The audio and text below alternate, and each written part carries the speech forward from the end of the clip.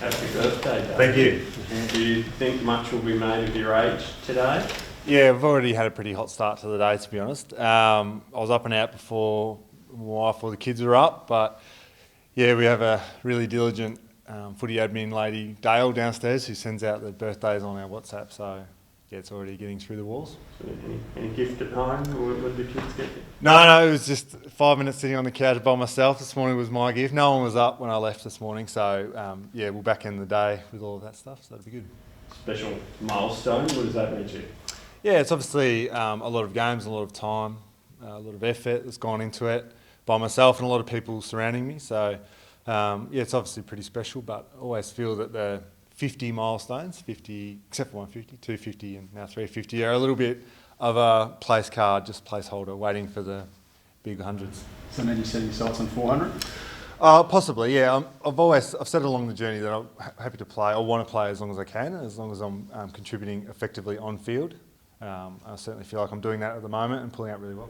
Probably at a point of the season where sorting out something for next season probably would be relatively normal, I guess. So do you wait to the end of the season, or are you looking to sort it out now? Yeah, we're having those conversations. It's an ongoing moving feast a bit. Obviously, with my age and the one-year contracts and the profile demographic, I guess, of our group comes into all those conversations. So just happy to be in a place where we're having conversations. So Peter Bell didn't have anything waiting for you in your locker this morning? Well, I haven't seen him yet, actually, so maybe, but no, nothing yet.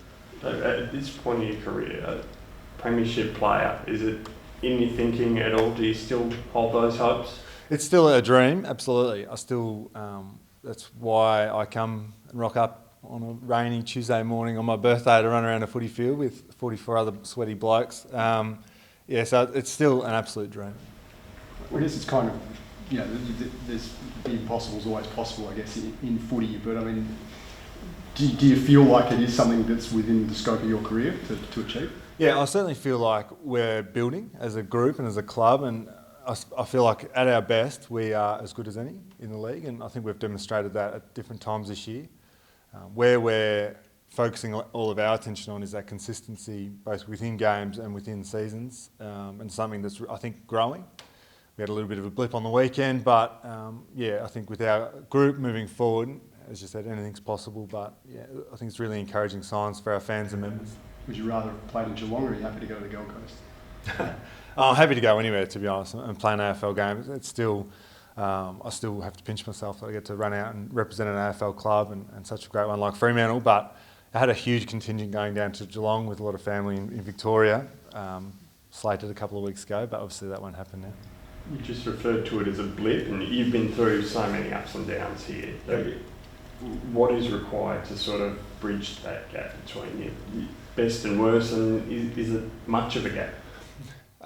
Well, I don't think it is much of a gap, but in saying that, it's probably the hardest part of being a consistent, elite AFL team is that last little bit. I think we've got a group of guys who are capable, and I think it's that last, you can put any kind of percentage number you want on it, but that last little bit, the mental preparation leading into games, the physical willingness to put your body on the line in every contest within a game like that is always the hardest bit to get, and something we're working really hard on. So you've seen the club gain that little extra bit when in the year you got to the grand final through that era. Is it something you can anticipate, see at all?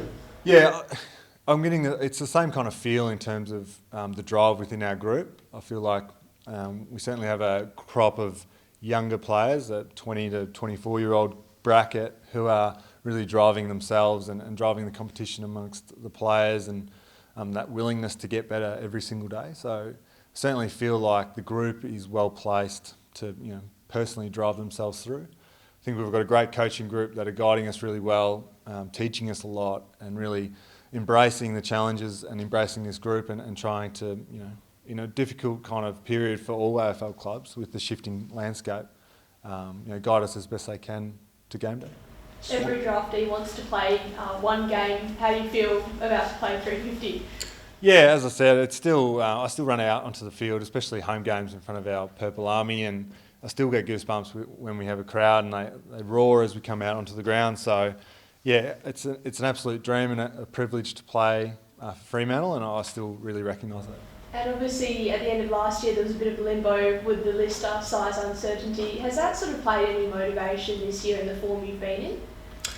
I don't think so. No, I've always been a diligent preparer, and the summer period in particular has always been a really important time for any player to physically prepare for a season that's coming up. And I've been really fortunate that I've only really had one or two injury interruptions throughout my career that have kept me on the sidelines for any period of time. So, I think my preparation throughout my entire career has really helped me, remain consistent.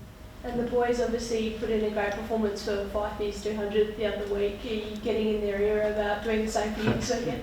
Yeah, it'd be lovely. I think, obviously playing in milestones for anyone is a big deal, and we recognise Nat in his week for his 200th. He's done a lot in his 200 games, and it was a fantastic way for the club and the fans to celebrate a fantastic individual with a great club win. So, hopefully we get another one this week. You spoke about the Geelong game being a blip and wanting to build consistency to be a good side. Sydney have had their challenges, but the last sort of few days and week. But they're probably form-wise, they're pretty, going on pretty well. Do you think coming out of this game, you'll have a pretty good idea of where you do sit and how far there is to go to bridge that gap? Yeah, I think it's another significant challenge. I watched the Sydney game pretty closely on Sunday, and they're not too dissimilar to Geelong in a sense, in that they're really hard in midfield, really capable back six that really help and support each other incredibly well, and a potent forward line with enough supply, capable of kicking a winning score against any team. So, it's another significant challenge for us. I think it's one of many that we've got in the back end of this season, but we're certainly not shying away from that. We're really up for the challenge, and we feel like we can rebound really quickly after our last performance. The emotional toll of what's going on with the season was clear for them after the win, the Swans. Are you guys feeling that as well? And are you prepared for potentially a postponement of the season at any point? Or?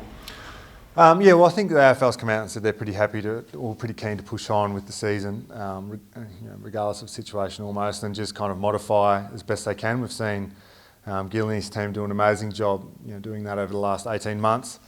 Certainly I think the emotional side of the game is heightened at the moment for all clubs and players. I think the juggling act that we've all had to go through with our professional lives but also our personal lives, putting family on hold a little bit, adds that little bit of, emotional buy-in to games, and it was a fantastic win by Sydney on the weekend, and to see those scenes is really heartwarming after the game.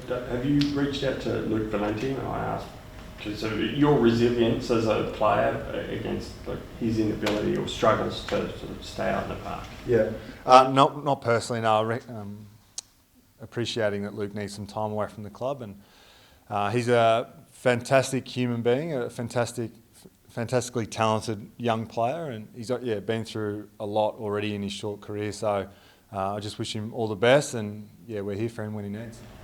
How's Stephen Hill going? He's a guy you played a lot of footy alongside. It sounds like a minor setback, but given what he's been through the last few years, you talk to him much about it, and where's he at?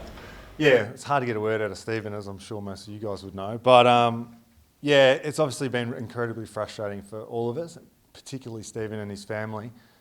It seems like he's been getting so close so often, particularly this year, and he's just been stumbling in that final hurdle.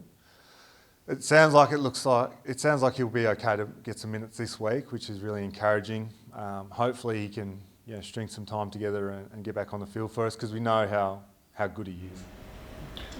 Who have been the most important people in your life getting here? We would have asked a few times over the years of these milestones. Do they change over the years? Are you more thankful to? I don't think it changes. I think I'm more cognizant of how much time was put in from different people, particularly my family, mum and dad in particular, driving me around country Victoria for training sessions and clinics and camps and games and things like that. And now being a parent myself, understanding how much time and effort, particularly my dad, put in after working all day and coming home to me pestering him about wanting to have a kick of the footy out the front, and going through those challenges myself with my boys, being more thankful for that time and to have been raised in a family environment with that much care, love and support that's ongoing I'm really thankful and really fortunate. Do you often get a kick in after work? Yeah, almost every day. The school oval is around the corner from our place, and one end should be renamed the Hudson Mundy end because we're always down there having shots at goal. So yeah, quite a lot. Do you know where Sean Darcy and Rory Lobber are? Sean's okay, I think. Yep. Rory is a little bit more questionable. I think his ankle is quite grumbly, and he's been battling that for a couple of weeks now, as we know. And yeah, it'll be a see how he progresses through the week type thing. I think. Just on the COVID stuff, I mean, are you conscious of like when you go out and stuff now, we're seeing what's happened with players over East, and generally looking at a lag of like a few days until COVID cases become, are you guys thinking about that as players? If we're going out somewhere, we need to be, are you second guessing the other places? Yeah, I'm pretty good at socially self-isolating anyway. I don't go out much, but yeah, certainly I think, especially the last couple of weeks with Josh Dunkley, the Swans and the Giants guys, I think it's more on our radar now more than ever about the potential pitfalls of going out to places, particularly in high density areas like that rugby match or shopping centres and things like that. So yeah, I think guys are more fully aware of it and certainly adjusting their behaviour accordingly.